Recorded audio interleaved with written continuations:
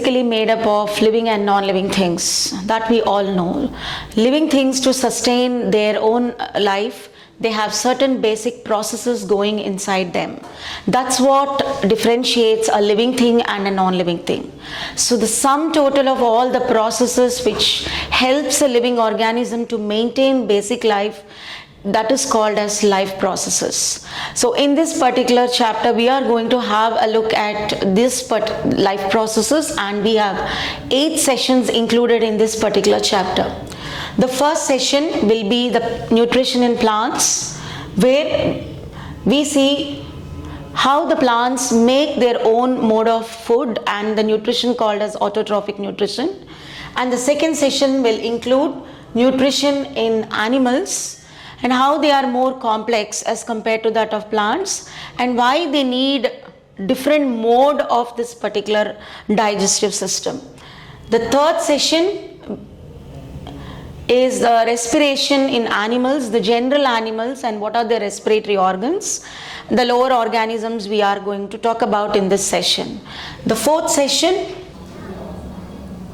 will be the respiration in humans, and how human take in that oxygen and sustain life, and then how they give out carbon dioxide, which is toxic to the body, we are going to include in this particular session.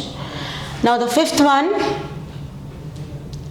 will be transportation in plants. Even though it is a small version of the complex organisms, plants do need certain kinds of water and basic things like water and mineral salts, and also they have to transport the produced food from the leaves to different parts of the body.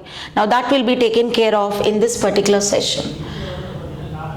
The next session we'll be talking about transportation in animals. Here we'll be looking at the basic things about animals, that is like the blood, and we are going to look at the vessels and how they maintain this system to transport all the substances in the body. The next section will include the human circulatory system, that is how the heart pumps blood and carries all the necessary substances throughout the body, reaching every cell in that particular system. Now the next session will be the excretion, and this excretion is very important for any life processes, because once all the other processes have been done, whatever substances cannot be maintained in our body has to be given out, because they act as toxic substances to our own body.